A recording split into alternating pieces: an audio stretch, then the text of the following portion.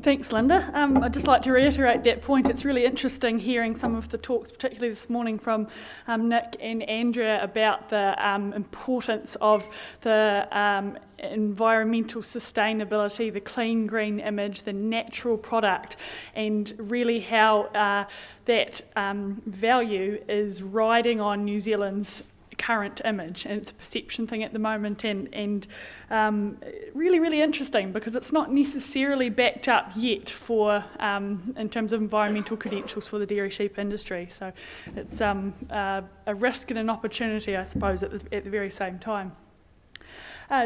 Just want to acknowledge my co-authors, Majority Ag Research, but also Thomas McDonald from Spring Sheep and my colleague Amanda Judge. So two of our co-authors are here today. It's a big team of people that just reflect there's a range of environmental aspects to look at, so we need experts in different areas. This work represents the progress in the fourth research aim in the program that Linda leads, which is establishing environmental footprint for dairy sheep. So just a little structure of the talk today, just a little bit of background and rationale, but not too much. Really, I'm conscious it's been covered at previous conferences. Some of my colleagues have presented, and just focusing a little bit on a nitrogen leaching trial that we have set up, and just a first look at those results before it proceeds into a second year. Some of our future plans and what's remaining from the rest of the research program, and then really just establishing what those further gaps and research needs are, because there's a lot more to do in this space. So it's both a problem and an opportunity around the environmental space and for dairy sheep. There's little to no knowledge around the environmental impacts of sheep. In particularly sheep milking. What is the difference between a meat and wool based sheep and a milking sheep? There's a real need to establish the criteria, the data, the evidence that would back up any environmental credentials that we claim as selling a New Zealand natural product. And that would really, really improve the value that we have in international markets. So we're seeing a bit of a move now towards actually requiring evidence. And I mentioned the likes of Origin Green in Ireland, and they're showing a real benefits of being able to back up their claims around a green image. And interestingly, locally in New Zealand, we have a lot of pressure around meeting environmental standards, with regional councils individually bringing in limits and actually diversifying your farm system into other enterprises is a more and more favourable option. So there's some really critical analysis around what alternative enterprises could provide a lower environmental footprint, and dairy sheep is one of those being posed. So our approach to the research so far began with looking much more at characterising effluent. So a lot of the dairy systems are capturing shed washdown, housing systems and bedding materials, and a lot of that has to be recycled or otherwise disposed of, and can be a source of losses. Our first job was to look at what that effluent contained, and in a nutshell, very low concentrations of our key nutrients like nitrogen and phosphorus.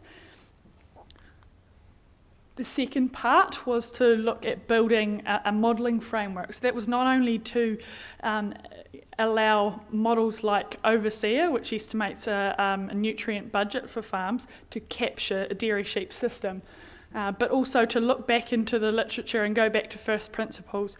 What is it that we expect from a sheep? So in terms of nitrogen cycling, how much is going in the animal, in the diet, and how much is coming out the other end? So the major risk in terms of nitrogen leaching environmentally is from nitrogen excreted back to pasture in urine and dung, and particularly urine. The next step is to develop a bit more of a component understanding of where nitrogen losses could happen, and in particular this is focusing on the urine patch, the source of most losses.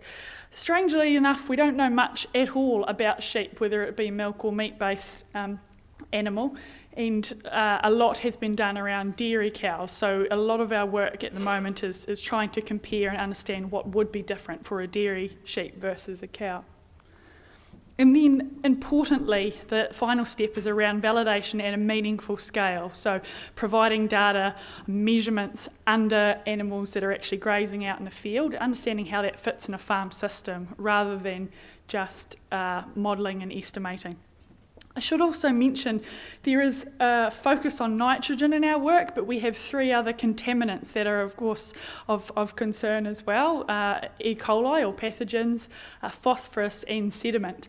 We're focusing really on nitrogen here in recognition that the majority of the dairy sheep systems are based on flat to rolling land, relatively free draining soils, pasture-based systems, where the nitrogen content of the feed is really high. So that usually means that nitrogen is going to be your key contaminant, but not always.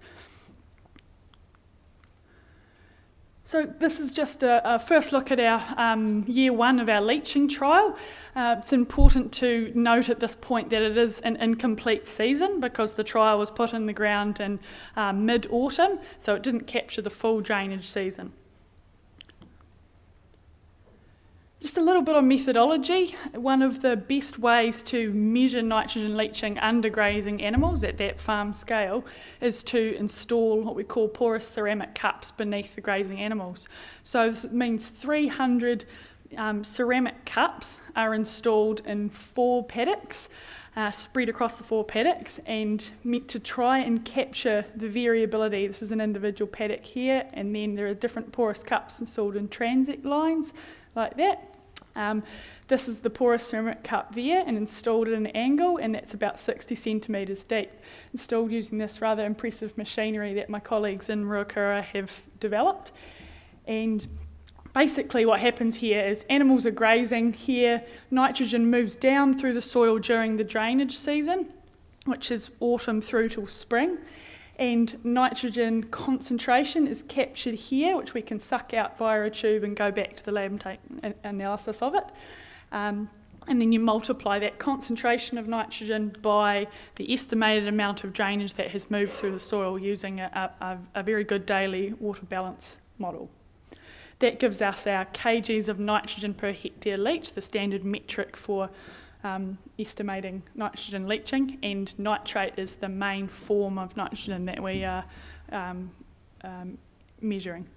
So the trial was set up at the Spring Sheep Milk Co farm in Taupo and in May 2017, and as I said, in 4 paddocks. So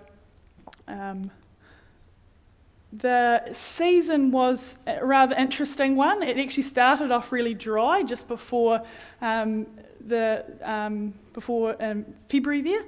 Quite a dry season, almost drought really, and then drainage sort of started late February through March. So we didn't actually get the trial in the ground until May here and started having collections thereafter right through until spring. So we may have missed some early nitrogen here, but the results still provide a really good first look at what total leaching could look like in 1 year. So we're following that up with another year. So here's the nitrogen leaching in 4 paddocks. So kgs of N per hectare on this side, and 1, 2, 3, 4 different paddocks and an average here. So on average about 29 kgs of N per hectare coming out of these paddocks. You can see there's quite a bit of variability there. Between one paddock's quite a lot lower and then these ones are really high. So there's actually about 20 kgs difference there, which is really big if you are familiar with typical nitrogen leaching numbers. That's quite a big change, so we'll get into that. Just thought I'd include ammonia here. Ammonia is just a different form of available nitrogen that's also in the soil. It's not really common to get a lot of ammonia in the drainage water, but it is occurring quite typically where you have very free draining soils, and just reflects that there is quick movement between when urinary N is deposited on the top of the soil and drains through the soils. It happens very quickly. But overall, that's still very low numbers. So really looking at about 30 kgs of N per hectare average from an incomplete season. So we may expect it to be a little bit higher. How does that fit in with the dairy cow numbers is the key question, right? So dairy farms we might expect between 30 to 60. There is a lot of variability here, some lower, some higher, but that's a good typical range, 30 to 60. So we are at the lower end of the expected end leaching. Just thought I'd raise this. So this is dairy cow data again, but I just showed that there was quite a bit of variability between paddocks, and it's worth thinking about. This is some data from Scott Farm, which is a research farm near Hamilton, on similar free draining soils and 2 different dairy farmlet treatments, one herd that represented a future system and one that represented the current scenario. The point here is end leaching on the y-axis, and these are different paddocks all the way along. Very low leaching in some paddocks, under 20, very high, up to 180 kgs when hectare in others. So just a lot of variability. When we drilled down into that, I found very, very high leaching losses just from one soil type. But it wasn't the soil that was driving it. The best thing we could find was that they were historically effluent treated paddocks. So the point here is the variability between paddocks might be due mainly to the history of the treatments and the nitrogen inputs that they've had in the past. So that should be just as relevant for dairy sheep as with any other system. Another point that could be worth thinking about here, where we've had quite a few drought years recently, possibly contrary to initial thought, where we have really high rainfall in that January to March period, we actually have the lowest nitrate concentrations in the soil. So this is just nitrate concentration, and that was the cumulative rainfall that fell during that summer period. Much lower concentration. So this is 2007, 2008, 2009 at the same Scott Farm site. Where we have really low rainfall, drought year, much higher nitrate concentrations, and again, when you get the wet summer, it's low again. Again, just same site, but a little bit later on. So this is the total end leached for the season, 4 different years, where you have high rainfall here these years, and during the summer period, you had much lower end leaching compared to this. Really, really high results there. So really what's going on there is if the pasture's not growing but you're still having nitrogen deposited by animals, that nitrogen's still there, just waiting to be washed out as soon as drainage commences. So at the moment, that's just a hypothesis. It actually hasn't been completely confirmed that drought years are much, much higher, but we're just seeing some fairly strong suggestions of that, and it may be important in your dairy sheep systems, given the large differences between years. So just thinking a little bit more about our future plans. At Spring Sheep, we have an area of each of those paddocks that are being measured that is fenced off from grazing animals. So it's effectively a cut and carry system, which is representing what a fully housed system might look like. And that type of comparison is going to become increasingly important as our dairy sheep systems seem to vary between, as Nick showed us, the fully grazed system, the hybrid, and the fully housed. So we need to be able to sort of capture what those different transfers and movements of nitrogen are around the farm. So next year we'll be able to present a full grazing season and have a look at that comparison between fully housed and grazed. This one here is something we've just come up with recently that I'm quite passionate about actually, and it's the system intensity. So there's a very, very big difference between some of the farms that I hear about that are 100% pasture-based, quite extensive farms. By extensive, I mean how much pasture has been grown and eaten by some animals is quite low. It might be less than 10 tonnes a hectare grown, versus between 15 and even up to 20 tonnes of dry matter per hectare grown. So if you think about that in terms of the nitrogen content of that grass, how much is eaten by the animals and therefore deposited in the same area of land, then your potential leaching risk increases with that intensity. So we can do some pretty good desktop analyses on how much in intake and in excretion you might expect.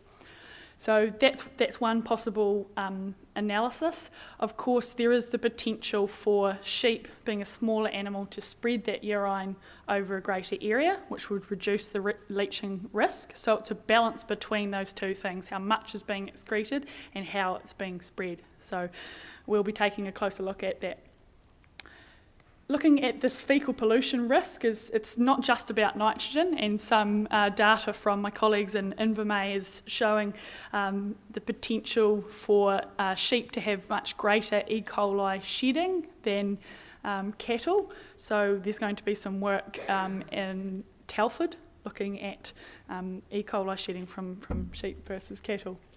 And also, we're looking at a module for inclusion in overseer. We've seen a dairy goat module that's produced, but we need to be able to ensure that it captures the differences with the dairy sheep system. So we're working on providing a data set that can support that inclusion. No guarantees that we'll be able to get it into overseer. That's outside our control, absolutely, but we will certainly provide the right information. And just to revisit the gaps again, so there is really very little data on sheep urine in general, and despite how sort of random that probably sounds, it's very, very important for establishing that nitrogen footprint. How often sheep are urinating, how big the patches are, the concentration of that urine all has a really big effect on the leaching. It's really crucial that we get more information about these nutrient transfers, particularly with the differences between these sort of hybrid and housed and fully grazed systems. And that systems intensity I mentioned, also important, and of course validation at the meaningful scale. So it's all very well estimating it, but then we need to be sure that we're getting the right information and evidence at the right scale. I'd just like to acknowledge the funding from MB and our industry partners, and in particular from our partners Spring Sheep, and for Thomas and John for allowing us on farm and being very enthusiastic about our work. And finally to our technical staff, Ag Research, who are processing all of the samples and setting up a big trial. Thank you.